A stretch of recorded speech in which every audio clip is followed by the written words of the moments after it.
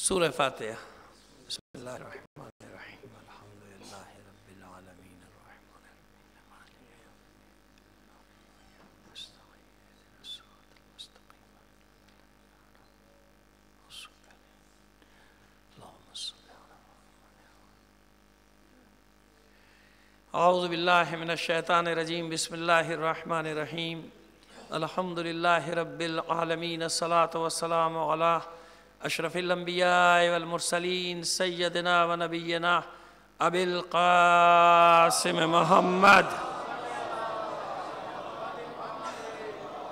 وآلہ الطیبین الطاہرین المعصومین، ولعنۃ اللہ علی اعدائہم اجمعین من الآن الی قیام یوم الدین، اما بعد فقد قال اللہ تعالی فی کتابہ المبین وہو اصدق القائلین وقولہ الحق۔ بسم اللہ الرحمن الرحیم، اليوم یئس الذین کفروا من دینکم فلا تخشوہم واخشون۔ صلوات بھیجیے محمد آل محمد پر۔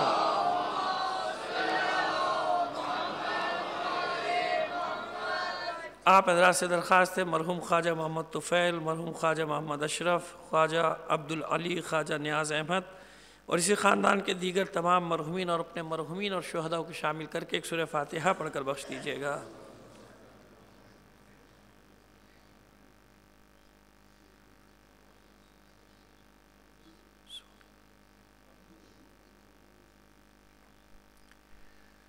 ایک صلوات عنایت فرما دیجئے محمد و آل محمد پر۔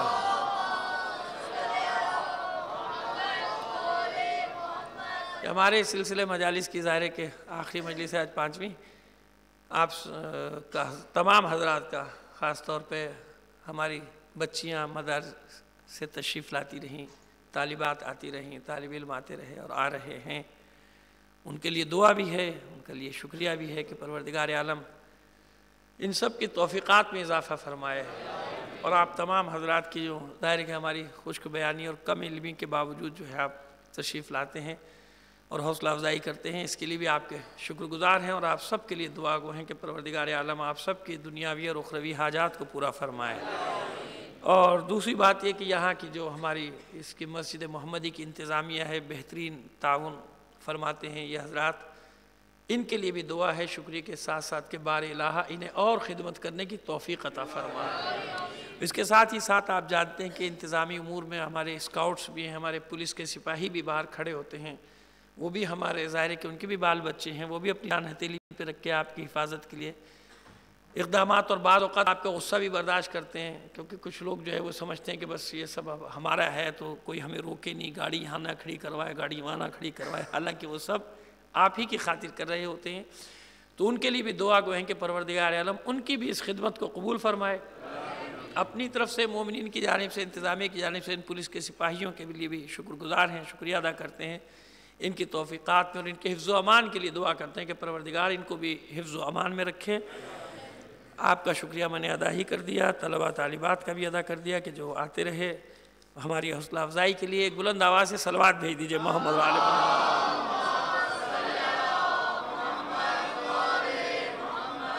یہاں ایک اعلان میں خود کرنا چاہتا ہوں آپ سے گزارش کے طور پہ، کہ ہمارے استاد محترم بھی ہیں اور بہت ظاہر ہے کہ ایک پائے کے عالم ہیں، مولانا ناصر عباس جعفری صاحب، راجہ ناصر عباس جعفری صاحب حجت الاسلام والمسلمین، ان کی مجالس ہیں یہاں 15 سفر تھا، 19 سفر۔ میری گزارش ہے کہ آپ ضرور تشریف لائیے گا، سماعت فرمائیے گا، جب آپ ایک بار سن لیں گے تو پھر آپ کو اندازہ ہو جائے گا کہ میں نے غلط کہا ہے یا صحیح کہا ہے۔ آپ کو کہیں زیادہ علمی مجالس سننے کو ملے گی انشاءاللہ، اور مجھے یقین ہے کہ جب آپ ایک بار سن لیں گے تو پھر آپ کو بار بار سننے کا خود شوق ہوگا کہ وہ جہاں بھی پڑھیں گے آپ سننے جائیں گے۔ ایک بار اور صلوات بھیج دیجئے محمد آل محمد پر۔ یہ مجالس جو ہوں گی مولانا ناصر عباس جعفری صاحب کی، یہ آدھے گھنٹے پہلے شروع ہو جائیں گی، یعنی 7:30 بجے شروع ہوں گی، اور 8 بجے مولانا زیب ممبر ہوں گے۔ اور اب میرے پاس دیکھیں بعض اوقات تو بہت ہی فضول قسم کے سوال آتے ہیں، ایسے فضول قسم کے سوال ہوتے ہیں کہ ان سے مطلب نہ سننے والے کو کوئی فائدہ، نہ جواب دینے والے کو کوئی فائدہ، اس کو کچھ نہیں ہوتا۔ کہ اب کوئی پوچھے جناب داؤد کی والدہ کا کیا نام ہے، ارے بھائی مجھے کیا پتہ کیا نام ہے، کیونکہ مجھے کبھی ضرورت ہی نہیں پڑی، کبھی ضرورت پیش نہیں آئی نا، کوئی ایسا مسئلہ ہو، کوئی جناب داؤد پر ہی کوئی پی ایچ ڈی کر رہا ہو، تحقیق کر رہا ہو، تو کوئی سوال سمجھ میں آتا ہے کہ ہاں بھئی چلو کتابیں چھانو کھنگالو. لیکن اب اس قسم کا سوال آ جاتا ہے نا تو پھر بڑی الجھن ہوتی ہے کہ بھئی جناب داؤد کی زوجہ کا نام اب کہاں ڈھونڈوں میں جا کے، قصص الانبیاء میں ڈھونڈوں کدھر ڈھونڈوں، کیونکہ ضرورت نہیں پیش آ رہی نا. ہاں ایک چیز وہ ہوتی ہے کہ جو ہماری روزمرہ ضرورت ہے، جناب داؤد اب میں مثال کے طور پہ کر رہا ہوں، اس کی ضرورت کسے ہے؟ جو ان پر پی ایچ ڈی کر رہا ہے، مثلا تحقیق کرنا چاہ رہا ہے.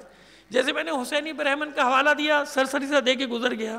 اب جس کو شوق ہو میں نے بتا دیا بھئی گوگلز پہ جاؤ، یوٹیوب پہ جاؤ، پوری ڈیٹیل آپ کو تفصیل سے اس کی مل جائے گی. تو سوال تو اسی طرح بعض سوال بہت ہی معقول، بہت ہی بہترین اور بہت ہی اچھے آتے ہیں، بہت پیارے قسم کے سوال آتے ہیں کہ انسان کا دل چاہتا ہے کہ ہاں. تو ایسے ہی سوالات کچھ ہمیں ملے ہیں.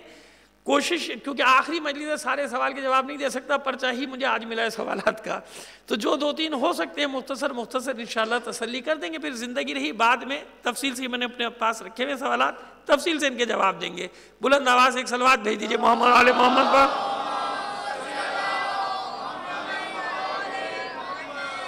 اس میں بس دو باتیں کرنے کی. ایک بات تو یہ کہ ظافر جن سے ملاقات مرزا دبیر اور ان کی کیا یہ اس میں کوئی حقیقت ہے کہ ملاقات ہوئی تھی؟ دیکھیے اس کی میں تصدیق نہیں کر سکتا. یہ ہے واقعات نقل کر دیے جاتے ہیں کہ ہاں مرزا دبیر کے جو ہے تو اس کی ملاقات ہوئی ظافر جن سے. اب میں تو ادھر موجود نہیں تھا اور کوئی سند ہے نہیں، تاریخی سند نہیں ہے. جھٹلا اس لیے نہیں سکتا کہ بھائی ہوئی ہو تو میں پھر مجرم بن جاؤں گا. لیکن بس واقعہ زبانی سنتے چلے آ رہے ہیں، سنا ہوگا، میں تردید بھی نہیں کر رہا. تصدیق اس لیے نہیں کر سکتا کہ کوئی باقاعدہ سند اس کی موجود نہیں ہے میرے پاس. میں کیسے آپ کو اس کا مستند تو نہیں بتا سکتا میں آپ کو. اور دوسری بات یہ کہ ہر مرثیے پر امام زمانہ اجل اللہ تعالی فرجہ الشریف کی مہر ہوتی تھی کہ جناب ان کی شاعری پر امام کی مہر لگتی تھی، مرزا انیس اور مرزا دبیر. کہ نہیں، ایسا نہیں ہے. بعض مرثیوں کے لیے ایسا ہے مرزا دبیر اور مرزا انیس کے کہ جس میں واقعی بشارت ہوئی، اور کچھ مرثیے ایسے بھی ہیں کہ جس میں خود ائمہ طاہرین نے فرمائش کی کہ یہ مرثیہ سناؤ. ممبر پہ بیٹھو اور ائمہ طاہرین نیچے بیٹھے. اب ظاہر ہے کہ ایسا آدمی ایسا خواب کبھی بھی اپنا جھوٹا نہیں بیان کر سکتا. تو لہٰذا یہ ہے ہر مرثیے پر نہیں، لیکن کچھ مرثیے ایسے ہوتے تھے کہ جنہیں امام زمانہ اور ائمہ طاہرین کی باقاعدہ تائید حاصل. ایک اسی طرح بہت مشہور مرثیہ ہے ہندوستان کا، میرے ذہن میں مصرع دیکھیے ہمیشہ یاد تھا، اس وقت بھول گیا کہ بہرحال مفہوم تھا کہ جب اثر تک فوج کا خاتمہ ہوا امام حسین السلام کی، اس شاعر سے جب وہ سویا ہے تو اس نے کربلا میں اپنے آپ کو پایا، امام حسین السلام کے حرم میں، اور وہاں خود ائمہ طاہرین معصومین پیغمبر ختم مرتبہ صلی اللہ علیہ وآلہ وسلم سمیت نے اس سے فرمائش کی کہ اب آپ دیکھیں یہ کتنا بڑا اعزاز ہے ایک پڑھنے والے کا کہ وہ ممبر پہ بیٹھا ہو. اسے کہا ممبر پہ بیٹھو اور وہ مرثیہ پڑھو، وہ مرثیہ سناؤ. تو یہ اعزازات اور انعامات میں سے ہے ائمہ طاہرین کے جو کسی کسی کو عطا ہوتا ہے. ہر مرثیے کے لیے نہیں، بعض مرثیوں کے لیے بات صحیح. باقی جو یہ رکھیے گا، کھوئیے گا نہیں، اس میں سوال ہے مجھے بعد میں دے دیجیے گا. ایک صلوات بھیجیے محمد آل محمد پر.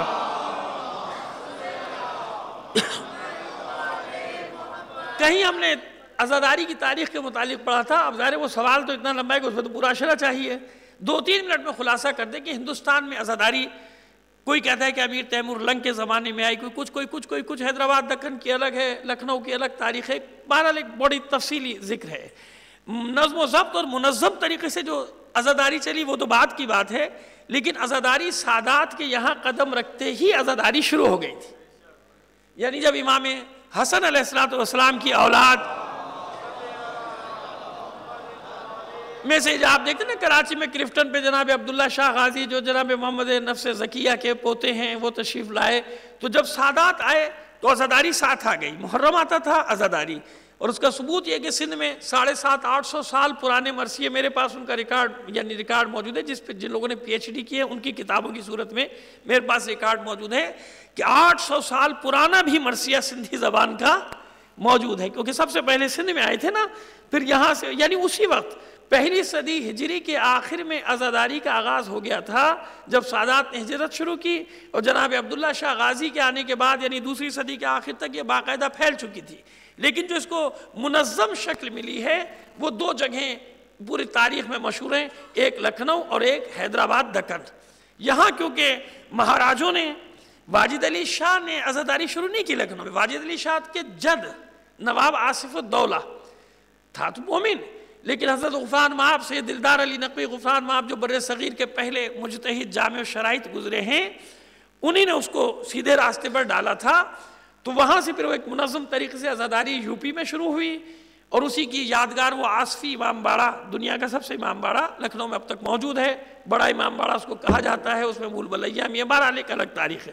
تو وہ ایک میں نے کہا کہ اتنا لمبا موضوع ہے کہ اس کے لیے پورا اشرہ چاہیے۔ مگر عزاداری کب شروع ہوئی؟ جب سادات آئے عزاداری شروع ہو گئی، واقعہ کربلا بیان کیا جاتا تھا محرم کے۔ پھر اس کے بعد علماء نے باقاعدہ اس کو ایک منظم، ایک نظم و ضبط کی شکل دی، اور جب علماء کے ہاتھ سے کہا بات نکل جائے تو پھر یہ ہوتا ہے کہ جو جس کی مرضی کرتا چلا جائے، کون اس کو پوچھنے والا ہے۔ صلوات بھیجیے محمد آل محمد پر۔ یہ مختصر اپنے اس لیے بات کی کہ بڑے تفصیلی موضوع چاہتے ہیں نا، ہر چیز کے لیے ایک الگ موضوع چاہیے، حسینی برہمن کے لیے پھر ایک الگ مجلس چاہیے، تو ہم ایک مجلس میں ساری چیزیں اکٹھا نہیں کر سکتے۔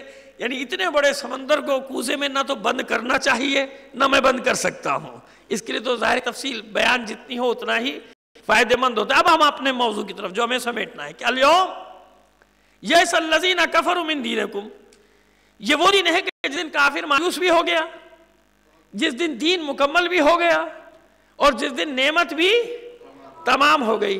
نعمت کی تعریف ہم نے کر دی تھی کہ نعمت کیا ہے، ساری نعمتیں امر کے تابع ہیں۔ 2 منٹ بس لیں گے پچھلا خلاصہ بیان کرنے کے لیے، اور امر کے تابع ہیں تو بس اولی الامر کون ہے؟ اولی الامر وہ سب سے بڑی نعمت ہے کہ جب اس کا اعلان ہوگا نعمت تمام ہو جائے گی۔ تو اس دن اولی الامر کا اعلان ہوا، ایک بات، ایک ہی دن تینوں واقعات ہوئے۔ اولی الامر کا اعلان ہوا، دوسری بات دین مکمل ہونے کا اعلان ہوا، کیونکہ حج بھی ہو چکا، دین کا اکمال بھی وہی، ولایت کا اعلان، اتمام نعمت بھی وہی، ولایت کا اعلان، اور کافروں کے مایوس ہونے کا دن بھی ولایت کا اعلان۔ ایک اعلان ہوا اور تینوں کام، یہ تینوں کام الگ الگ تاریخ میں کہیں بھی نہیں ملیں گے۔ جیسے آیت نے ترتیب سے بتایا ہے کہ ایک ہی دن یہ سب کچھ ہوا ہے، تو وہ ایک ہی دن ہے جس دن ولایت علی بن ابی طالب علیہ السلام کا اعلان ہوا۔ صلوات بھیجیے محمد علیہ محمد پر۔ دوسری دن اب یہ کس قسم کی ولایت کا اعلان تھا، اور کل جو ہم نے وعدے کیے تھے وہ ہمیں سب یاد ہے، محدود وقت میں ان سب وعدوں کو پورا کرنا ہے۔ ہمیں مقاطع بنی ہاشم کے بارے میں بھی آپ سے بات کرنی۔ یہ ولایت کا مفہوم کیا ہے، کس قسم کی ولایت کا اعلان ہوا؟ کہ بس علی کو مولا مان لیا جائے کافی ہے؟ تو مولا کا مفہوم کیا ہے؟ مولا کا مفہوم ہے علی کی محبت، تو محبت کے دعوے دار تو بہت نکل آئیں گے، سب کہیں گے جی ہم تو علی سے محبت کرتے ہیں، علی سے ہماری کوئی دشمنی نہیں، کوئی بغض نہیں، محبت نہیں، بلکہ میں نے عرض کیا تھا کہ محبت اور مودت میں ایک فرق ہے۔ محبت اور مودت میں فرق کیا ہے؟ محبت ایک وقت میں کئی چیزوں کی ہوتی ہے کہ نہیں ہوتی؟ بھائی ماں باپ کی بھی محبت ہے، اولاد کی بھی محبت ہے، اہل و عیال کی بھی، بیوی بچوں کی بھی محبت ایک ہی وقت میں ہے نا۔ ایک محبت دوسری محبت کو نہ کرنے سے منع تو نہیں کر رہی۔ مال کی بھی محبت ہے، جان کی بھی محبت ہے، بچوں کی بھی محبت ہے، بہن بھائیوں کی بھی محبت ہے کہ نہیں ہے؟ رشتہ داروں کی بھی محبت ہے، دوستوں کی بھی محبت ہے۔ ایک ہی وقت میں ایک دل ہے، کتنی محبتیں آ سکتی ہیں، آتی ہیں کہ نہیں آتی؟ اپنے شہر کی محبت، وطن کی محبت ہے کہ نہیں؟ اپنی زمین کی محبت، اپنے گاؤں سے محبت، جو انسان اپنی جگہ چھوڑ کے آ جاتا ہے اس جگہ کی محبت، بوڑھا ہو جائے مگر وہ جگہ اسے یاد رہتی ہے جہاں اس نے بچپن اپنا گزارا ہو۔ یہ انسانی فطرت ہے، یہ محبت ہے جو اس کے خون میں رچ بس گئی ہے۔ تو محبتیں بہت ساری ہوتی ہیں ایک وقت میں، ماں باپ کی محبت، بیوی بچوں کی محبت، دوستوں کی محبت، بہن بھائیوں کی محبت، مال کی محبت، نوکری کی محبت، شہر کی محبت، ملک کی محبت، اور نہ معلوم جو آپ جمع کرتے چلے جائیے۔ تو مودت کا لفظ استعمال ہوا، محبت کا لفظ استعمال نہیں ہوا، محبت کا لفظ استعمال نہیں ہوا۔ جب اہل بیت کی بات آئی تو مودت کا لفظ استعمال ہوا۔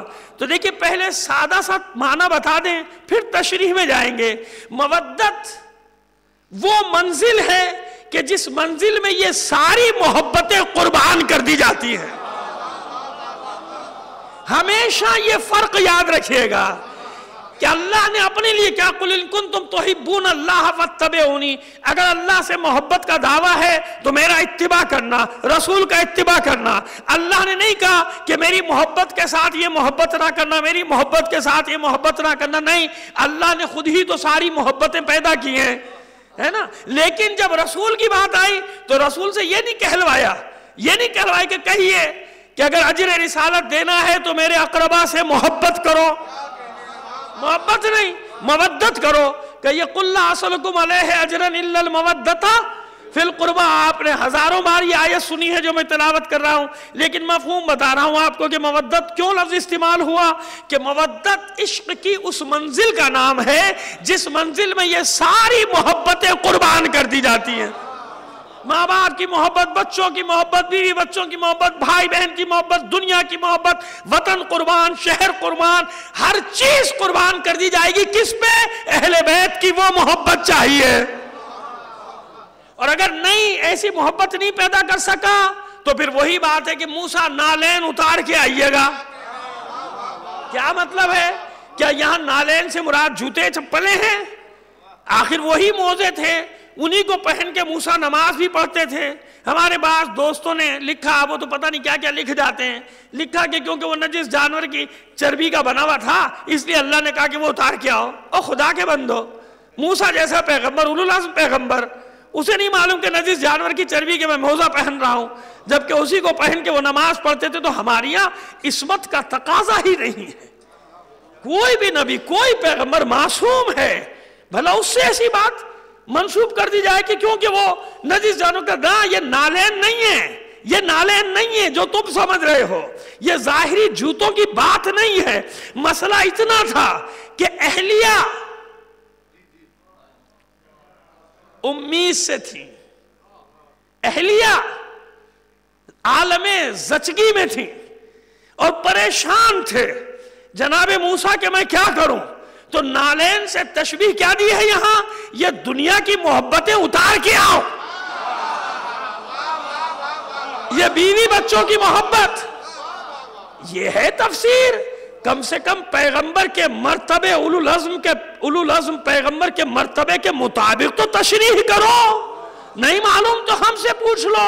ہمارے علماء نے معصومین کی یعنی چھٹے امام، پانچویں امام، سب نے یہ بتایا کہ یہ گمان نہ کرنا. صلوات بھیجیے محمد آل محمد پر. یہ گمان نہ کرنا.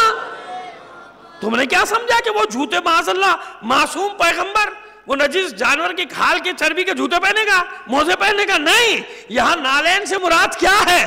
یہاں نالین سے مراد یہ ہے موسیٰ یہ محبتیں سب اتار کے آؤ، الگ رکھ کے آؤ. جب میرے پاس آنا ہے تو بس میرے بن کے آنا، میرے بن کے آنا.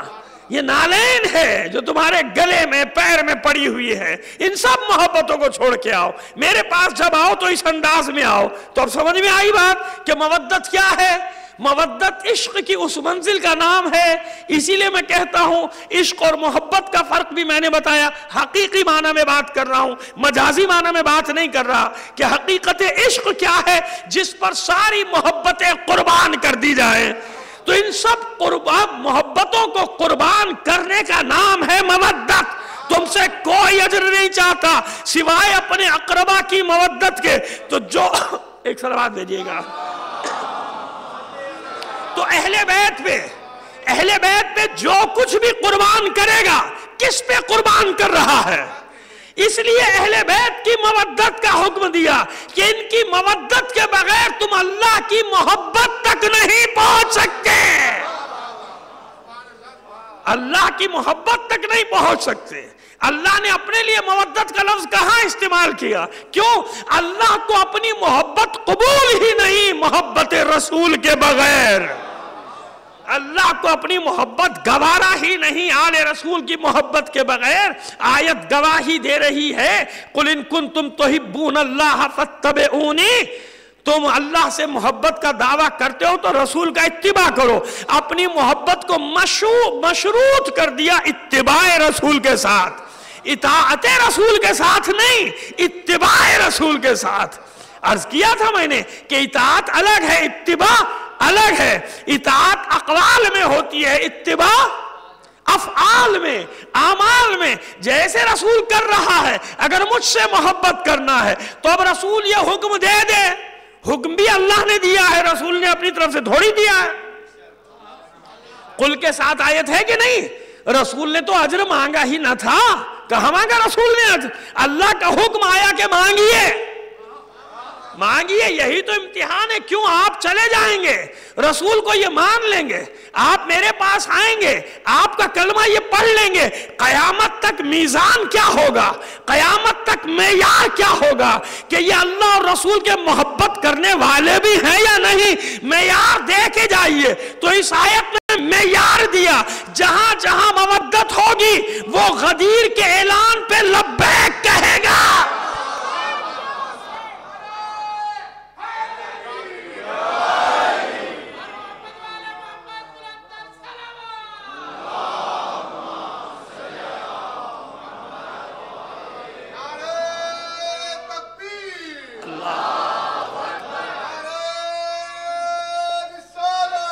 یا رسول اللہ،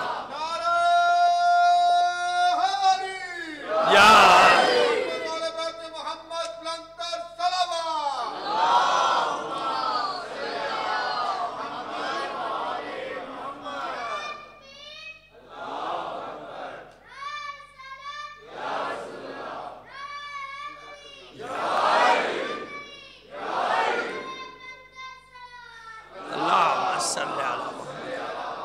اب سمجھ میں آیا؟ کیونکہ مودت کا حکم ہے قیامت تک۔ دیکھیے کل جہاں بات ختم کی تھی وہیں سے لے کے چل رہے ہیں اب۔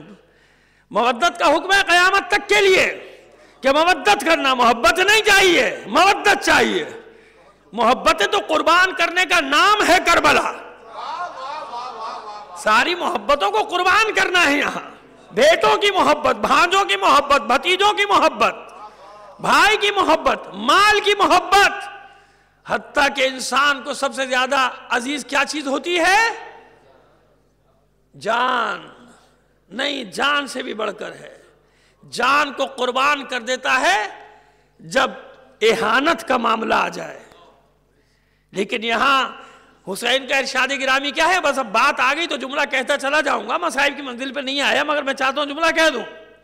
الموت اولا من العار والعار اولا من النار۔ سوائے حسین کے کوئی نہیں کہہ سکتا کہ موت آسان ہے، افضل ہے ننگ و عار سے، یعنی ذلت اور عار سے، رسوائی سے موت افضل ہے۔ مگر آگے کا جملہ کوئی نہیں کہہ سکتا سوائے حسین کے، والعار اولا من النار۔ لیکن اللہ کی خاطر اگر یہ اہانت برداشت کرنی پڑے تو یہ افضل ہے اللہ کی نافرمانی سے۔ یعنی مر جانا آسان ہے ننگ و عار کے مقابلے میں، تو یہ عار نہیں ہے کسی کی ناموس کا بازار میں آ جانا۔ اپنے اوپر رکھ کے سوچئے آپ، میں نے عرض کیا مصائب پہ نہیں آ رہا ابھی، میں ایک مسئلہ سمجھانا چاہ رہا ہوں آپ کو، بات مصائب میں رہ جاتی ہے۔ میں چاہتا ہوں کہ فضائل کے باب میں آپ کو سمجھا کے ایک بات چلا جاؤں۔ مجھے بتائیے انسان کے لیے سب سے بڑی کیا چیز ہے اہانت کا باعث؟ میں تو وہ لفظ بھی استعمال نہیں کرتا کہ جو زیب نہیں دیتے ممبر کو، اہانت کا لفظ استعمال کر رہا ہوں۔ کیا ہے اہانت؟ انسان جان دے دے گا اپنی ناموس کی خاطر۔ آج بھی سب سے بڑی اہانت اگر کسی کی ہو سکتی تو کیا؟ اس کے گھر کی خواتین کو باہر لے آیا جائے۔ ہے کائنات میں کوئی ایسا امتحان دینے والا؟ مر جانا آسان تھا کہ نہیں؟ اب سمجھ میں آیا سید سجاد کی بات کہ مر جانا آسان ہے، قتل ہو جانا آسان ہے، مگر یہ برداشت کرنا۔ پہلے جملے کو پورا کیا حسین نے، دوسرے جملے کو پورا کیا سید سجاد نے۔ الموت اولا من العار، اس ننگ و عار سے موت بہتر ہے۔ بیٹے نے دوسرے جملے کی تکمیل کی، والعار اولا من النار۔ اللہ کی نافرمانی نہیں ہوگی چاہے اہانت برداشت کرنی پڑ جائے، چاہے ظاہری طور پہ توہین برداشت کرنی پڑ جائے۔ تو مودت کی منزل کیا ہے؟ یہ منزل کہ جس پہ سب کچھ قربان، اور ایک مقام آتا ہے کہ جان آسان ناموس مشکل کہ نہیں، اگر مودت کا میدان ہے تو پھر صرف رسول کے گھر کی خواتین نہیں، مودت کو سمجھتے ہیں نا وہ، کوئی ایک خاتون پیچھے ہٹی ہو بتا دیجئے، میں کہہ دیتے ہمارے مرد شہید ہو گئے، ہم جا رہے ہیں، ہمیں چھوڑ دو، چھوڑ دیا جاتا؟ کوئی کسی ایک عورت نے دختر رسول کا ساتھ چھوڑنا گوارا کیا؟ کسی ایک خاتون نے اولاد رسول کو چھوڑنا گوارا کیا؟ کیوں؟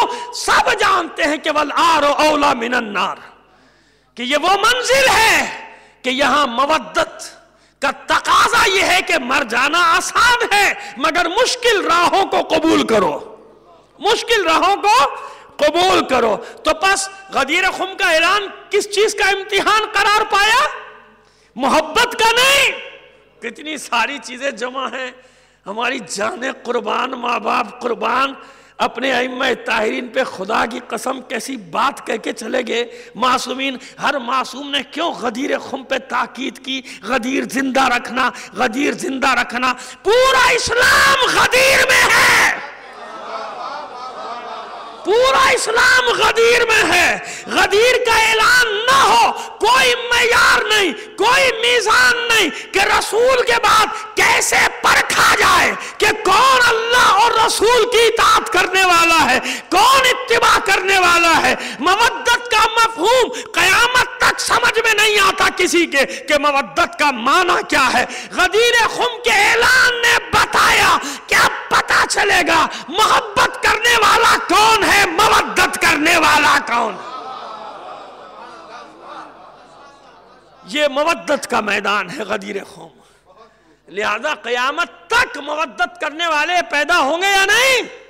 دعویٰ کرنے والے تو پیدا ہوں گے نا، محبت اہل بیت کا دعوے دار تو پیدا ہوں گے۔ یہ مودت امتحان کی منزل قرار پائے گی۔ اس لیے میں نے کل جملہ کہہ دیا تھا کہ جس نے غدیر میں اعلان کیا تھا وہ صرف 1,24,000 نہیں تھے، قیامت تک آنے والے جتنے اسلاب میں موجود تھے۔ اب وہ لفظ عربی کا ہے، اردو میں غلط مفہوم میں استعمال ہو جاتا ہے، لیکن اس وقت وہ عربی اور فارسی، بلکہ ترکیب تو فارسی کی ہے، فارسی ترکیب میں ہی وہ جملہ صحیح لگتا ہے کہ قیامت تک آنے والے موالیان حیدر کرار۔ یہ وہ اردو والا پنجابی والا نہ سمجھے نہ لینا نہ بھائی موالی، یہ اس کی جمع ہے، مولا جس کے معنی غلام ہے اس کی جمع ہے موالی۔ تو وہ موالیاں تو پتہ نہیں کس کو کہتے ہیں، موالی مجھے نہیں پتا۔ تو موالیان حیدر کرار یعنی حیدر کرار کے چاہنے والے، اگر میری بات غلط ہے تو آؤ صفین میں تمہیں دکھا دیتا ہوں۔ کوئی کہے گا کہ جذبات میں جملہ کہے جا رہے ہیں مولا کہ سب نے اعلان کیا ہے، سب نے اعلان کیا ہے، ارواح نے اعلان کیا ہے، غدیر میں اعلان نہ کرتے تو آج اعلان نہ کر رہے ہوتے۔ سب نے اس روز غدیر کے دن ہر روح نے لبیک کہا ہے، جس نے اقرار کیا ہے۔ قیامت تک آنے والوں نے غدیر میں ان کی روحوں نے لبیک کہا، اطاعت کہا، آمنا کہا، صدقنا کہا، واطعنا کہا۔ دلیل کیا ہے؟ آؤ صفین میں۔ بارہا کا واقعہ آپ کا سنا ہوا ہے، بس نتیجہ نیا دینا چاہ رہا ہوں۔ وہ واقعات تو ہیں پرانے، بدر بھی پرانا ہے، احد بھی پرانا، سب پرانے، لیکن مزہ تو جب ہے نا جب نتیجہ کوئی نکلے۔ ایسا ہی ہوا نا لیلۃ الحریر، سخت ترین جس رات کو لڑائی ہوئی ہے، یعنی دن بھر بھی لڑتے رہے، رات بھر بھی لڑتے رہے۔ ایک رات میں 5,000 سے زیادہ دونوں طرف کے مقتولین کی تعداد، اور صبح اپنے اپنے کشتے الگ کر رہے تھے سب نا، ادھر والے اپنی لاشیں الگ، ادھر والے اپنی لاشیں الگ کر رہے تھے۔ تو جب گنا گیا تو مولا نے جتنے مارے تھے مالک اشتر نے بھی اتنے ہی مارے تھے۔ مالک اشتر نے بڑے فخر سے کہا مولا آج تو برابر کا رہا میدان، جتنے آپ نے مارے اتنے ہی میں نے مارے۔ مولا نے شاباش دی مالک کو، شاباش دیا مالک، کوئی شک نہیں آج تمہارے مقتولین کی تعداد اتنی ہی ہے جتنی میرے ہاتھوں قتل ہونے والوں کی تعداد ہے۔ لیکن مالک ایک فرق ہے۔ مالک نے حیران ہو کر پوچھا مولا وہ کیا فرق ہے؟ کہ یہ بتاؤ جو تمہارے سامنے آیا تلوار چلائی کہ نہیں چلائی؟ کہا مولا جو آیا جو شامی میری تلوار کی زد پہ آیا میں نے مار دیا، قتل کر دیا، کہا میرے ساتھ ایسا نہیں تھا، میری تلوار کی زد پہ کوئی آتا تھا تو میں دیکھتا تھا، اس کی کہیں کسی پشت میں۔ اب سمجھ میں آئی بات؟ کوئی میرا چاہنے والا تو نہیں، اگر ہوتا تھا تو میں چھوڑ دیتا تھا۔ یعنی علی جانتے ہیں، ہر اس صلب کو جانتے ہیں جس میں ایک بھی علی کی مولائیت کا اقرار کرنے والا موجود تھا۔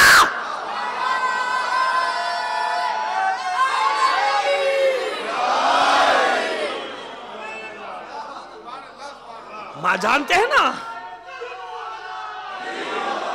علی مولا، علی مولا۔ اتنی بلند آواز سے ایک صلوات بھی عنایت فرما دیجئے محمد و آل محمد بن۔ سمجھ میں آگئی بات؟ اب جو میں نے کہا اس کی دلیل آگئی کہ نہیں آگئی؟ کہیں بھی کوئی کبھی قبول کرے ایمان ادھر آئے علی کے علم میں ہے، جانتے ہیں علی کے ہاں اس کے صلح میں کہیں آج نہیں 200 سال بعد ایک پیدا ہو جائے گا، آ جائے گا ادھر، آئے گا کہ نہیں آئے گا؟ اور آئے کہ نہیں؟ آ رہے ہیں کہ نہیں آ رہے؟ کیوں؟ یہ وہی لاشعوری طور پہ جن روحوں نے صدق دل سے لبیک کہا تھا من کنتو مولا کے اعلان پر، کہیں ہو دنیا کے کسی حصے میں ہو، کسی صلب میں ہو، علی جانتا ہے، اللہ کا رسول جانتا ہے، اللہ جانتا ہے کہ یہ صرف 1,24,000 کے لگ بھگ حاجی قرار نہیں کر رہے، قیامت تک یہ اعلان بھی گونجے گا، لبیک کرنے والے بھی ہوں گے، رد کرنے والے بھی ہوں گے۔ جب یہ اعلان ہوگا پتہ چل جائے گا کہ مودت کہاں ہے، محبت کہاں ہے۔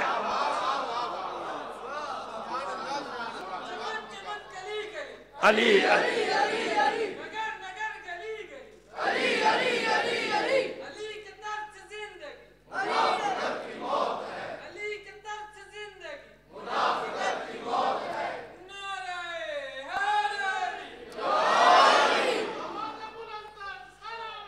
اللہ تو عزیزو، غدیر ایک واقعے میں محدود نہیں ہے، غدیر کی بہاریں قیامت تک سامنے آتی رہیں گی۔ غدیر معیار ہے، محبت اور مودت کرنے والوں کے درمیان ایک حد فاصل ہے کہ محبت کرنا اور ہے، مودت کرنا۔ جب اعلان ہوگا من کنتو مولا کا، کچھ چہرے پشمردہ ہو جائیں گے، پتہ چل جائے گا، خود کچھ بشاش ہو جائیں گے، خوش ہو جائیں گے، کچھ درمیان میں رہیں گے کہ جدھر پلڑا بھاری ہوگا ادھر ہی جھک جائیں گے، ہے نا؟ کچھ درمیان میں رہیں گے۔ وہ پہلے دن میں نے بتایا تھا نا کہ کیا حشر ہوا اس کا، جو علل اعلان مخالفت پہ آیا اس کا انجام کیا ہوا؟ کیونکہ نفرت تھی اس کے دل میں، بغض۔ علی کائنات کی وہ ہستی ہے جس کا جاذبہ اور دافعہ، جو اس میں جاذبہ اور دافعہ ہے وہ کسی ہستی میں ہے ہی نہیں کائنات میں، یعنی جذب کرنے کی بھی قوت اور دفع کرنے کی بھی قوت۔ منافق کبھی علی کا دوست بن نہیں سکتا۔ ارے منافقوں نے رسول کے سامنے اپنے آپ کو چھپایا یا نہیں چھپایا؟ رسول نے بھی پردہ ڈالے رکھا، لیکن رسول ایک معیار دے کے گیا، میرے سامنے پردہ ڈال کے رکھو، میں ایک ایسا نام دے کے جاؤں گا کہ ادھر نام لیا جائے گا، منافق کی پہچان ہو جائے گی۔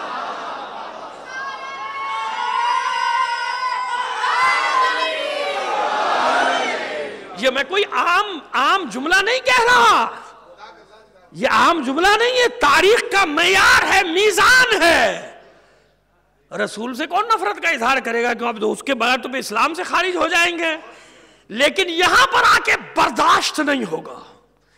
جتنا شدید دافعہ اتنا ہی شدید جاذبہ، یہاں پہ اس سے بھی برداشت نہیں ہوگا جو علی کا عاشق ہے۔ مودت والا بھی سر دے دے گا، پیچھے نہیں ہٹے گا، منافق بھی سر دے دے گا، ہاں علی کی دشمنی میں اسے جہنم میں جانا گوارا ہے، یقین جانے آپ، تاریخ اٹھا کے دیکھ، جہنم میں جانا گوارا ہے، علی کی دوستی نہیں۔ تو رسول نے اپنے آپ کو معیار تھوڑی قرار دیا، اللہ کے نام کو معیار تھوڑی قرار دیا۔ غدیر خم کا اعلان قیامت تک کے لیے پیمانہ بنا دیا اللہ کے رسول نے، کہ جب مومن منافق کو الگ الگ کرنا ہو علی کی مولائیت کا اعلان کر دو۔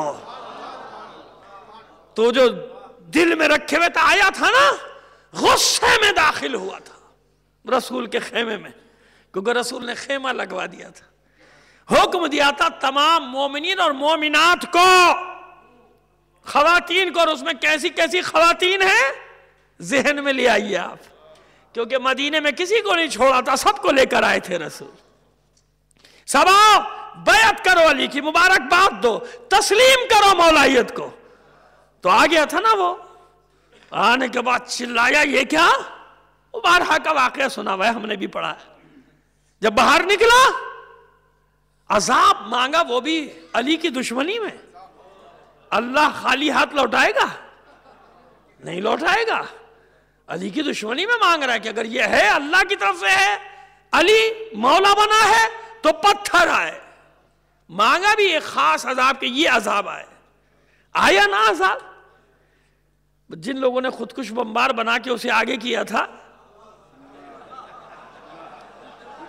چڑھا دیتے ہیں نا، پانی پہ چڑھا دیتے ہیں، برین واشنگ کر دیتے ہیں، جا بھائی جنت میں جا، چلا گیا علی کی دشمنی میں جہاں جانا تھا۔ تو وہ اگر جنت میں جا رہا ہے تو تم بھی جاؤ نا، پھر خود بڑے ہوشیار، خود لائن میں لگ گئے مبارکباد والی۔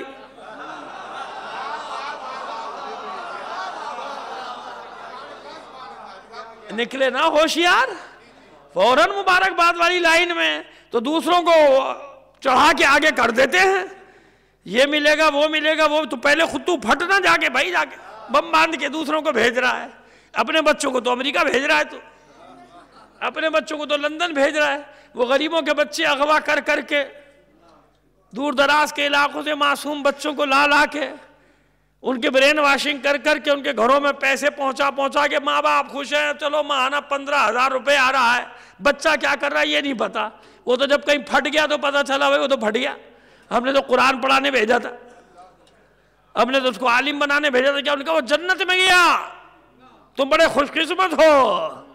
علی کی دشمنی میں جو قسیم النار والجنہ ہے۔ خیر، تو اب سمجھ میں آیا کہ غدیر کا اعلان کتنی اہمیت کا حامل ہے۔ اس لیے مایوس ہو گئے کفار کہ اب تک پردہ پڑا ہوا تھا، علی کے اعلان سے بے نقاب ہو گئے چہرے، علی کے اعلان سے، مولائیت کے اعلان سے۔ مولا تو ہے، اعلان کی بات ہے، مولا تو ہر مقام پہ تھا، اور منافق بھی ہر مقام پہ تھے یا نہیں تھے؟ جیسے مومنین میں کچھ سابقین اولین ہیں، کچھ سابقین ہیں، منافقین میں بھی کچھ ادھر ہیں کچھ ادھر ہیں تو شروع سے، مگر وہ بچوں سے کیا ہوا وعدہ پورا کر دوں اپنے، جنہوں نے کہا تھا کہ اس کی ذرا سی تفصیل ضرور دیں، لیکن میں چاہ رہا ہوں کہ موضوع کے اندر رہتے ہوئے بیان کروں۔ تو تھے نا، نہیں تو آئیے، بعثت کا 7واں سال، آج ذرا سی تفصیل۔ اسے کہا مقاطع بنی ہاشم کا آپ نے حوالہ دیا، ذرا تفصیل کا، آج چلے جائیں گے موضوع کے اندر رہتے ہوئے، انشاءاللہ کوشش کریں گے۔ 7 سال ہو گئے نبوت کا پیغام دیتے ہوئے، پوری توجہ کے ساتھ دے رہے ہیں نا۔ پہلے جو اسلام لانے والے تھے لے آئے، ہمیں کوئی اعتراض نہیں ہے، لے آئے نا، ہو گیا اسلام۔ یہ تو نہیں کہ 7 سال تک نہیں لائے، جس کو لانا تھا 7 سال میں ایمان لے آیا۔ کیا کیا جائے؟ پیغام تو بڑھتا جا رہا ہے، باہر نکلتا جا رہا ہے، کیا کیا جائے؟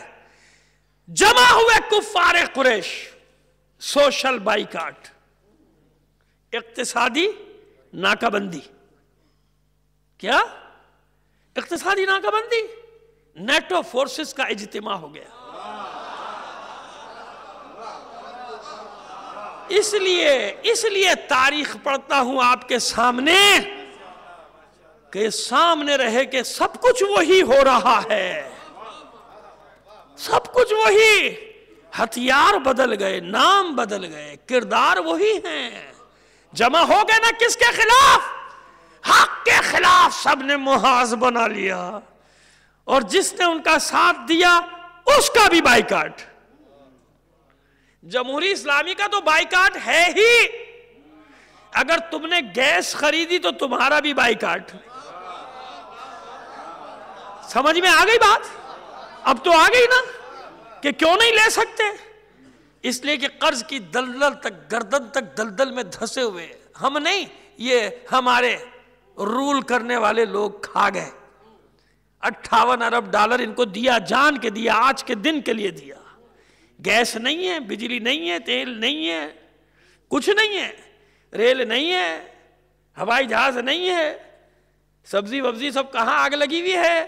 یہ تو ماشاءاللہ خوشحال اکثریت لوگوں کا طبقہ بیٹھا تھا، جا کے تو دیکھو غریبوں کی آبادی میں حال کیا ہے، کیا کھا رہے ہیں وہ، کیا پی رہے ہیں، کچھ نہیں نا، لیکن لے نہیں سکتے۔ بجلی سستی مل رہی ہے، نہیں لے سکتے جبکہ ہمارے پاس نہیں ہے۔ گیس سستی مل رہی ہے، نہیں لے سکتے، کیوں؟ اس لیے کہ یورپ اور امریکہ نے بائیکاٹ کیا ہوا ہے، ہم نے سوشل بائیکاٹ کیا ہے۔ جو ان کا ساتھ دے گا اس کا بھی، تمہارا بائیکاٹ نہ کرنے پہ تمہیں اس جگہ پہنچا دیا انہوں نے، ذلت و رسوائی کے غار تک۔ کاش مردوں کی طرح ڈٹ گئے ہوتے، جب ان سے ڈرنے پہ، بائیکاٹ سے ڈرنے پہ تمہارا یہ حال ہے کہ کچھ ہے ہی نہیں تمہارے پاس، تو کاش ڈٹ گئے ہوتے ان کی طرح۔ تو وہ تو نہیں رو رہے، انہوں نے تو کبھی نہیں کہا ہمارا بائیکاٹ ختم کرو، وہ تو کہتے ہیں جان چھٹی ہماری۔ کیوں؟ جب بائیکاٹ ہوا جبھی تو قوم کھڑی ہوئی کہ اب سب کچھ خود بنانا ہے۔ بنایا نہیں بنایا، اور کیسا بنایا؟ بھیک مانگ رہا ہے کہ ہمارا ڈرون واپس دے دو۔ گرایا نہیں ہے، گرایا نہیں ہے، گرانا اور بات ہے، سسٹم کو ہیک کر کے اتار لینا اور بات ہے۔ تو چلو نہ مانو کہ انہوں نے ترقی کی، نہ مانو کہ سائنس اور ٹیکنالوجی میں آگے بڑھے، اتنا تو مانو کوئی طاقت ہے پیچھے۔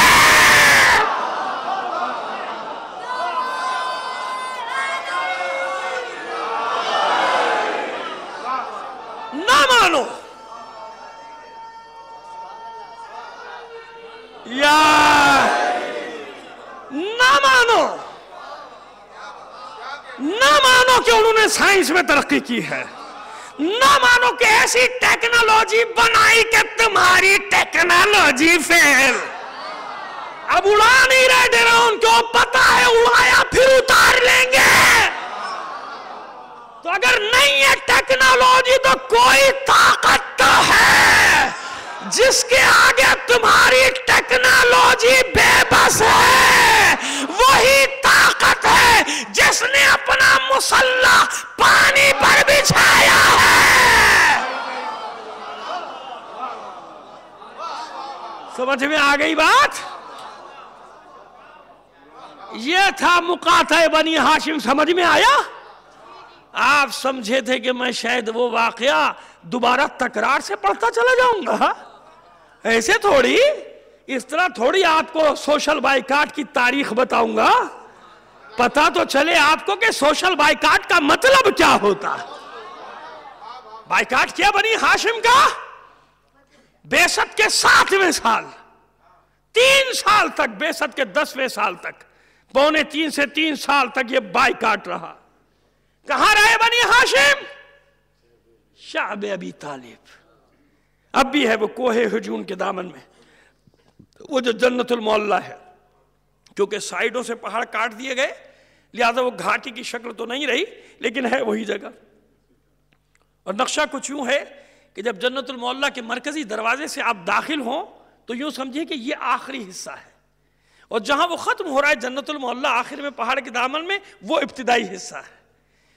وہی ہے بنی ہاشم کی زمین، وہی ہے گھاٹی جناب ہاشم کے اور ابو طالب کی، وہیں پر مدفن ہے جناب ابو طالب کا، وہیں مدفن ہے جناب خدیجۃ الکبریٰ سلام اللہ علیہا کا،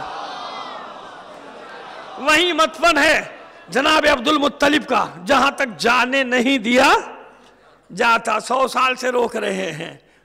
انہیں نہیں پتا کہ 300 سال تک روک لو فرق نہیں پڑتا. جاننے والے سب جانتے ہیں کہ کہاں کس کا مزار ہے.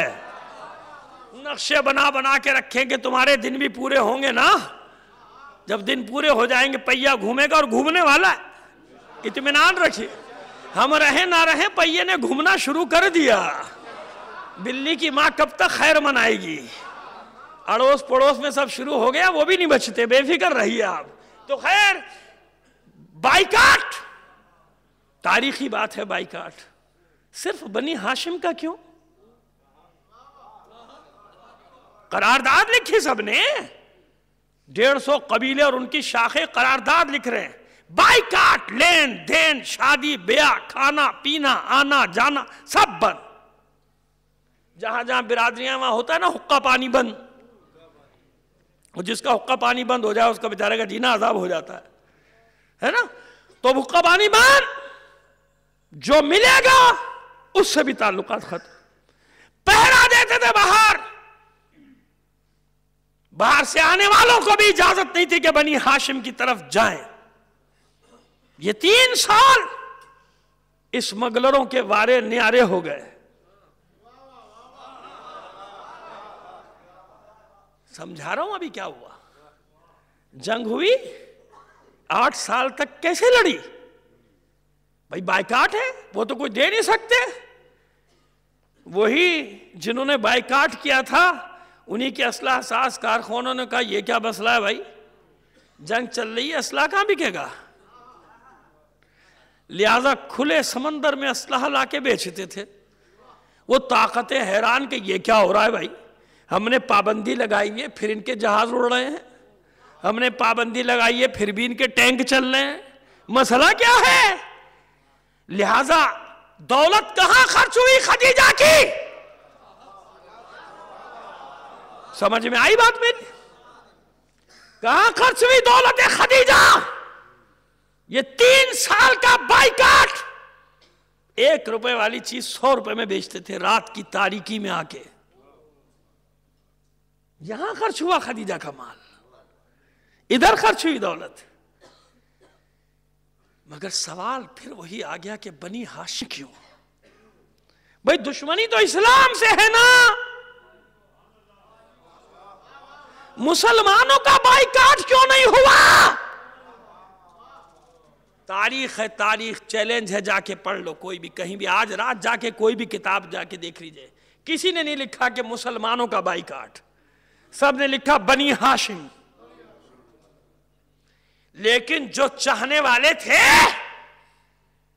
وہ کسی بھی صورت میں ہو اپنے آپ کو شعب ابی طالب میں پہنچا دیا، کیونکہ وہ محبت نہیں مودت کرتے تھے. وہ بلال کی صورت میں ہو یا یاسر کے گھرانے کی صورت میں ہو وہ پہنچ گئے. ہاشمی نہیں، مگر نہیں دکھ درد میں شریک ہیں. محبت کا دعویٰ نہیں ہے، مودت ہے، مودت. تو جسے آنا تھا وہ آیا کہ نہیں آیا؟ میرے محترم تاریخ نگاروں، تاریخ نویسوں اور تاریخ خانوں جو تاریخ پڑھتے ہو، بہت ہی مؤدبانہ، بہت ہی احترام کے ساتھ ایک سوال رکھ رہا ہوں آپ کے سامنے. ذرا مجھے کوئی نام تو بتاؤ نا. 7 بعثت کے 7ویں سال میں کتنے لوگ اسلام لا چکے تھے؟ کوئی ایک نام تو بتاؤ کہ وہ شعب ابی طالب میں تھا. کہاں تھا؟ اور اس پورے عرصے میں کہیں تاریخ نے ایک واقعے کی گواہی نہیں دی کہ ان لوگوں نے کوئی کوشش کی ہو کہ یہ سوشل بائیکاٹ ختم ہو. کوئی کوشش نہیں، کوئی مذاکرات نہیں، بلکہ کچھ کافر ایسے تھے کہ جو مدد کرتے تھے چھپ چھپ کے. جیسے ہم نے عرض کیا جناب خدیجہ کے گھر والے ابو العاص، ان کا داماد یعنی بھانجی کا شوہر، مدد بھی کرتا تھا. جب حالات یہاں تک پہنچے بچوں کے فاقے کی نوبت آ گئی. کچھ نہیں ہے کھانے کو، شدید سے شدید بائیکاٹ ہو رہا ہے. شدید سے شدید کرتے جا رہے ہیں، دن میں پہرے، رات میں پہرے۔ اب دیکھیں، ایمان اور کفر کی منزل بتانا چاہتا ہوں آپ کو۔ خدا کے رسول نے بلایا جناب ابو طالب کو، اے چچا جائیے خبر دے دیجئے کفار قریش کو کہ وہ معاہدہ جو تم نے لکھا تھا دیمک کھا گئی۔ معاہدہ لکھنے کے بعد کعبے کے اندر ٹانگ دیا تھا ہمارے کہ اے حمید صاحب، تاریخ مسلمانہ نے عالم لکھی، لیکن کیا کریں بیچارے خاص نظریات کے ہیں، رسول کا معجزہ تو مانتے نہیں۔ کہتے کسی نے خبر دے دی، رسول کو کسی طرح سے کسی نے جا کے خبر دے دی۔ اچھا بھائی، جس نے بھی خبر دی اس نے تو دیکھا ہوگا نا کہ بوسیدہ ہو گیا، دیکھا؟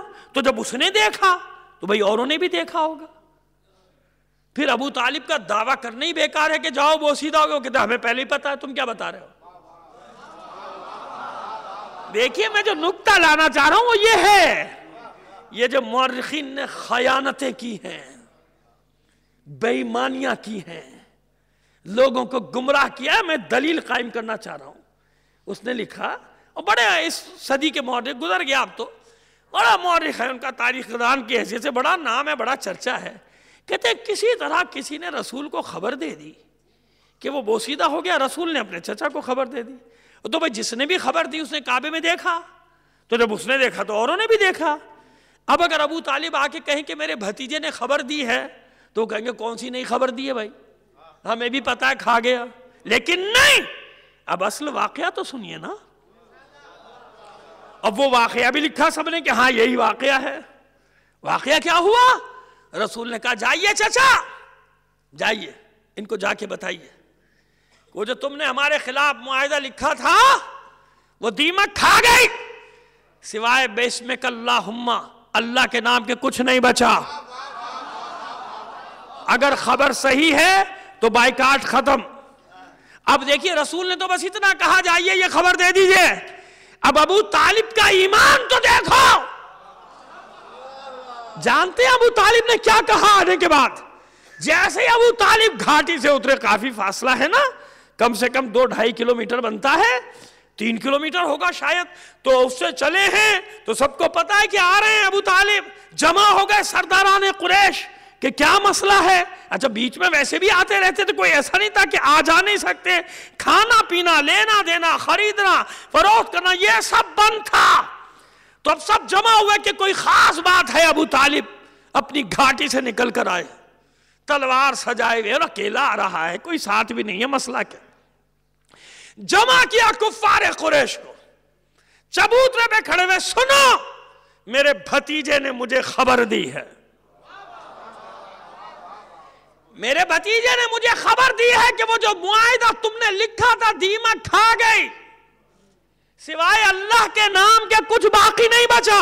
سنو اے قریش کے لوگوں، اگر یہ خبر صحیح ہے، اگر یہ خبر صحیح ہے تو بائیکاٹ ختم، اگر یہ خبر غلط ہوئی تو اپنے ہاتھ سے محمد کو تمہارے حوالے کر دوں گا، قتل کر دینا۔ ایمان تو دیکھیں ابو طالب کا، اگر یہ خبر غلط ہوئی اپنے ہاتھ سے محمد کو تمہارے حوالے کر دوں گا، جو چاہو کرنا، قتل کر دینا۔ کتنا یقین ہے ابو طالب کو رسول کی دی ہوئی خبر پر، حیران ہو گئے۔ اس کا مطلب کسی مکے والے کو ابھی خبر تھی ہی نہیں کہ کیا ہوا، تو پھر رسول کو کس نے خبر دے دی؟ لیکن نہیں، کہہ دیا تو معجزہ آ جائے گا، معجزے کو مانتا نہیں، معجزے کو مانتا نہیں، لہذا یہ کہا۔ اب جب ابو طالب نے اتنا بڑا چیلنج کیا کہ محمد کا ہاتھ تمہارے ہاتھ میں دے دوں گا، جاؤ قتل کر دینا۔ اب جو دوسرے تھے بنی اسد، بنی زہرہ، بنی تیم، ان کی بھی غیرت جاگی کہ نہیں بات صحیح ہے ابو طالب کی، اگر یہ خبر صحیح ہے تو بائیکاٹ ختم، ہم تمہارے ساتھ نہیں۔ ارے بھیا سب کا لینا دینا بھی تو تھا، خرید و فروخت تھی، اور بنی ہاشم کوئی معمولی لوگ تو نہیں تھے. آخر تیل ویل خریدنا ہے نہیں خریدنا؟ مشرقی یورپ کو، چائنا کو، رشیا کو کوئی دین کی محبت تھوڑی ہے. دنیا بھی تو ان سے لگی ہوئی ہے کہ سارا تم ہی کر لو گے، ہم کہاں جائیں گے بھائی؟ ہمارا کیا ہوگا؟ لڑائی تمہاری ہے، ہم کیوں بھگتے؟ سمجھ میں آ رہی ہے بات؟ لہذا وہ سارے قبائل نے کہا بھائی نہیں، اگر یہ خبر صحیح ہے تو بائیکاٹ ختم ہو گیا. غلط ہوئی تو ابو طالب تمہارے سامنے کہہ رہے ہیں کہ کیا کرنا ہے. اب کھولا گیا کعبے کے دروازے. جب کھولا گیا تو جو ابو طالب نے کہا تھا وہی نکلا.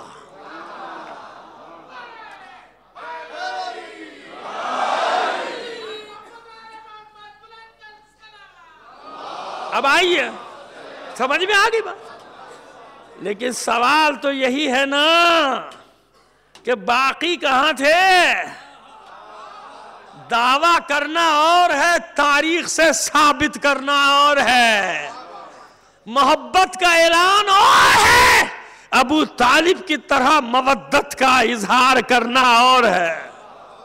خون کی ندیاں بہا دوں گا مکے میں اگر کسی نے میرے بھتیجے کی طرف آنکھ اٹھا کر دیکھا.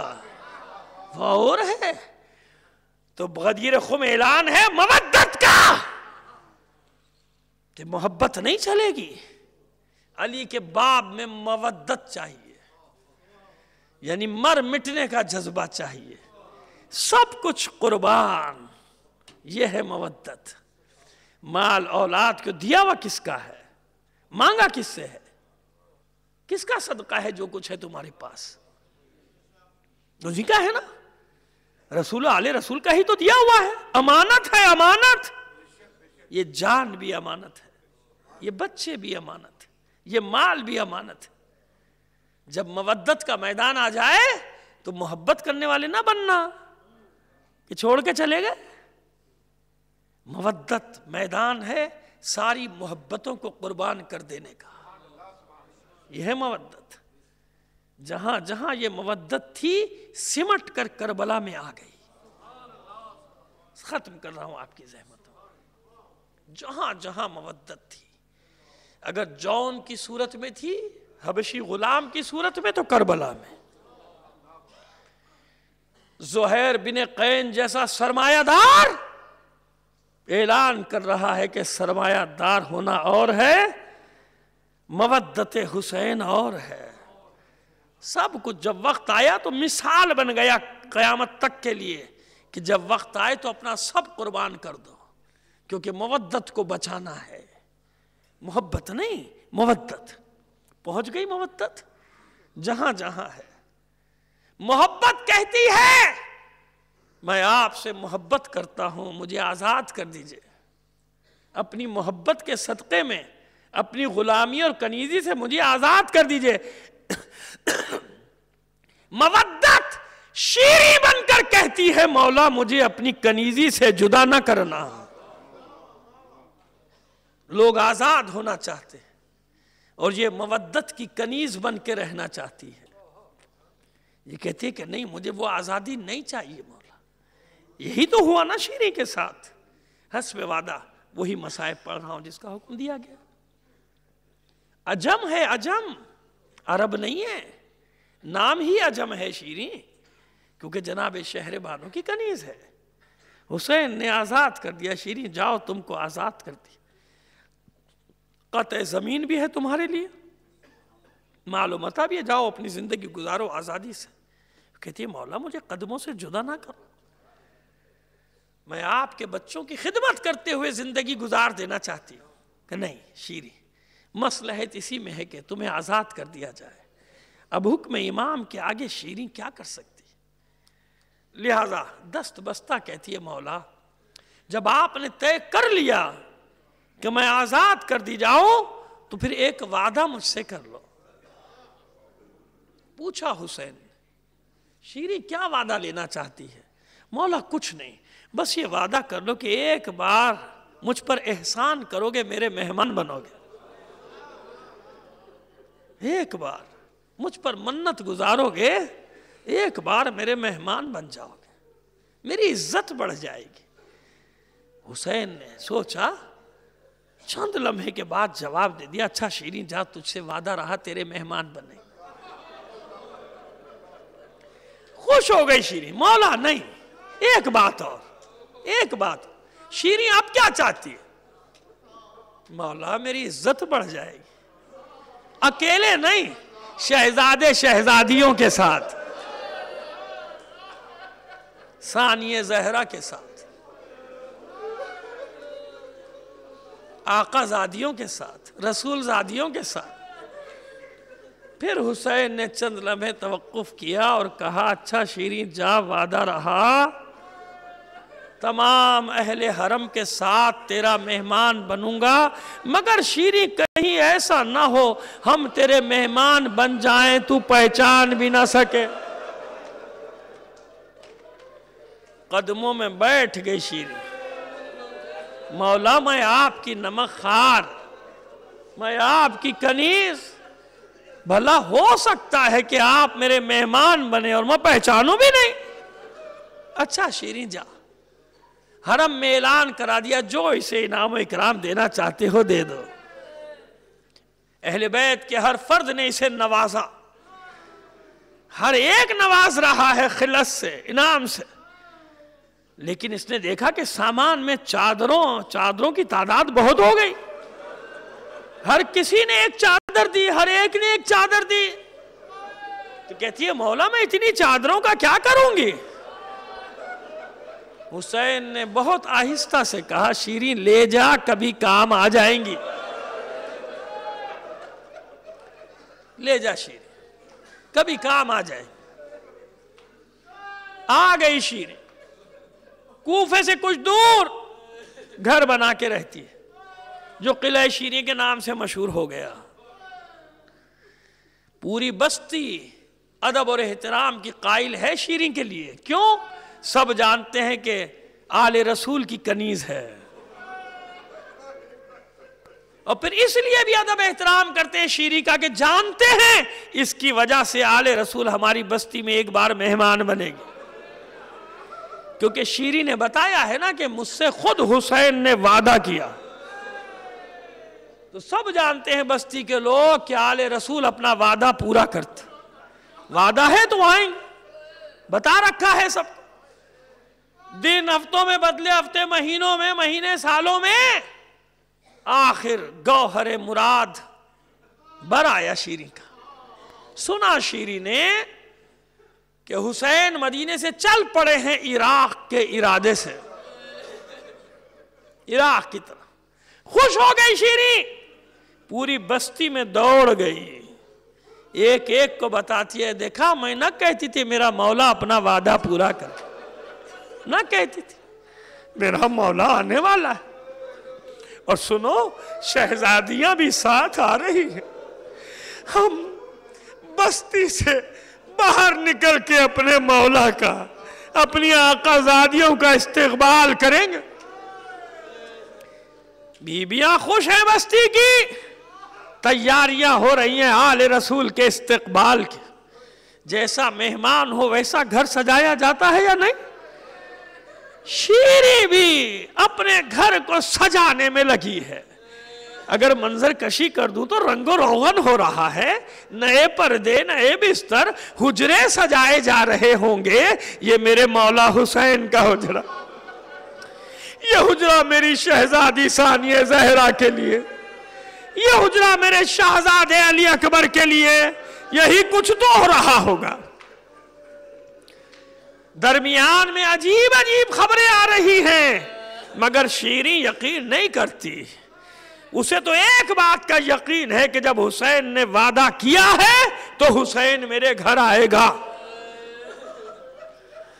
اور جب اور دن گزر گئے تو اب شیریں کا عالم یہ ہے کہ صبح نکلتی ہے، کوفے سے آنے والے راستے پہ بیٹھ جاتی، دن ڈھلے تک انتظار کرتی ہے، سورج غروب ہوتا ہے واپس آ جاتی۔ ایک روز ایسا ہی ہوا، انتہائی رنجیدہ عالم میں، غمزدہ عالم میں واپس آئی، شام ہو گئی، اندھیرا چھا گیا، دروازے بند ہو گئے قلعے کے، اپنے حجرے میں چلی گئی استراحت کے لیے۔ خادموں نے آ کر بتایا کہ حاکم کا قافلہ آ کے رکا ہے، حاکم کے سپاہی ہیں، کچھ باغیوں کے سر ہیں، کچھ قیدی عورتیں اور بچے ہیں، رات تیرے قلعے میں گزارنا چاہتے ہیں شیری۔ جب قیدیوں کا سنا، شیری اٹھ کے خود آ گئی، دروازہ کھولا، دیکھا ہاں حاکم کے سپاہی ہیں اور ایک طرف نیزوں پہ کچھ سر ہیں، مگر رات کی تاریکی، اندھیرا اور سر لہو میں ڈوبے ہوئے، اور پھر شیری کے تو وہم و گمان میں بھی کچھ نہیں، لہذا پہچاننے کا سوال کہاں سے آیا؟ دوسری طرف نگاہ کی، دیکھا اونٹوں پہ کچھ بیبیاں ہیں جن کے سروں پہ چادریں نہیں ہیں، ان بیبیوں کے ہاتھ پسے پشت بندھے ہیں، اور ان بیبیوں نے اپنا پردہ اپنے سر کے بالوں سے کیا۔ شیری سمجھ گئی کوئی بہت ہی محترم خاندان ہے، کوئی بہت ہی معزز خاندان کی بیبیاں ہیں کہ جنہوں نے اپنے چہرے کا پردہ اپنے بالوں سے کیا۔ تیسرا منظر دیکھا، ایک نحیف و لاغر نوجوان، ضعیف و لاغر جوان زنجیروں سے جکڑا ہو، ہتھکڑیاں، بیڑیاں اور ایک طوق خاردار اس کے گلے میں۔ کیسا طوق؟ جس میں اندر کی طرف کیلیں نکلی ہوئی، طوق خاردار۔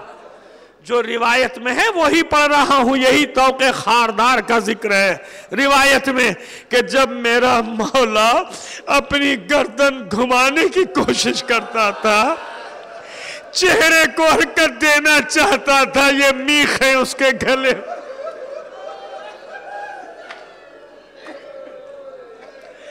شیری نے دروازے کھلوا دی، آ جاؤ رات گزار لو میرے قلعے میں۔ حجرے کھلوا دیے، سپاہی حجرے میں چلے گئے، مگر شیری نے دیکھا کہ قیدی صحن میں ہی دیوار سے لگ کے بیٹھے۔ شیری سمجھ گئی ان قیدیوں پر بڑا ظلم ہو رہا۔ سپاہیوں کے پاس گئی اور جا کر کہتی ہے، اگر تمہاری اجازت ہو ان قیدیوں کے لیے بھی کچھ حجرے کھول دوں؟ ہاں، ہمیں کوئی اعتراض نہیں، تیرا گھر ہے۔ دوڑی دوڑی پہلے خادموں کے پاس آئی، ان کے لیے کھانا تیار کرو، ان کے لیے غذا تیار کرو، ان کے لیے بستر لگاؤ، ان کی استراحت کا سامان کرو۔ پھر آئی قیدیوں کے پاس، آؤ میں نے اجازت لے لی، آؤ جب تک میرے گھر میں ہو جو خدمت ہو سکے گی کروں گی۔ میں نے تمہارے لیے غذا کا اہتمام کر لیا، میں نے تمہارے لیے بستر سجا دی، لگا دی، بستر لگا دی، حجرے تیار کر دیا، آؤ میرے ساتھ جب تک میرے پاس ہو، میں تمہیں کوئی تکلیف نہیں ہونے دوں گی، کیونکہ میرے مولا نے کہا ہے شیری کبھی قیدیوں کو تکلیف نہ دے۔ میرے مولا کا فرمان ہے کبھی قیدیوں کا تماشا نہ کرنا۔ سارے قیدیوں کو اپنے ساتھ لے کر آئی، اور جب اتنا مہربان پایا ان قیدی عورتوں نے شیری کو، تو ان میں سے ایک بی بی کہتی ہے، شیری شاید تیری بات مان لیں، رات بھر کے لیے ہمارے وارثوں کے سر ہمیں دلوا دیں۔ شیری پھر آئی سپاہیوں کے پاس، میرا گھر ہے، کوئی کہیں نہیں جا سکتا، میرا قلعہ ہے، اگر مناسب سمجھو رات بھر کے لیے ان کے مقتولین کے سر انہیں دے دیں۔ کہا میں کوئی اعتراض نہیں۔ جلدی سے خادموں کو بلایا، وہ نیزے جن پہ سر ہیں وہ سارے نیزے لائے گئے، مگر شیری حیران ہے کہ اپنے وارثوں کے سر پانے کے باوجود کوئی بی بی روتی نہیں تھی۔ مضطرب ہیں، بے چین ہیں، مگر روتے نہیں۔ شیری کی کچھ سمجھ میں نہیں آیا۔ جب شیری واپس چلنے لگی تو اسی بی بی نے کہا، شیری جب سے یہ قتل کیے گئے ہمیں رونے کی اجازت نہیں۔ یاد ہے نا جب سکینہ رونے کی کوشش کرتی تھی ملعون تماچے مارتا تھا۔ ہمیں رونے کی اجازت نہیں شیری، اگر تو اجازت دے تھوڑی دیر اپنے مقتولین کا آہستہ آہستہ ماتم کر لے، آہستہ آہستہ گریہ کر لے۔ شیری کہتی ہے تڑپ کر، ارے میرا گھر ہے، میرا گھر ہے، جتنا جی چاہے گریہ کرو، جتنا چاہو ماتم کرو، لیکن سنو، جب تم اپنے مقتولین پر گریہ کرنا تو دعا کرنا میری ایک حاجت ہے پوری ہو جائے۔ میں نے اپنے مولا سے سنا ہے قیدیوں کی حاجت دوسرے کے لیے جلدی قبول ہوتی ہے۔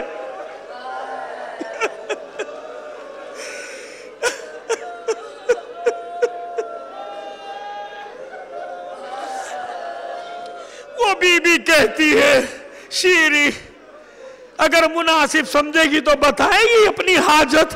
کہا ہاں کیوں نہیں بتاؤں گی، ارے میرا مولا حسین راستے میں ہے، ارے میرے شہزادے شہزادیاں راستے میں ہیں، میرے مہمان مسافرت میں ہیں، ارے دعا کرو میرے مہمان خیر سے میرے گھر آ جائے۔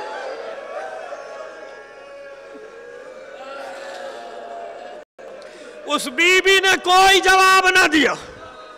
شیری واپس پلٹی، کانوں میں ایک آواز آئی، ہائے میرا ماجھایا حسین۔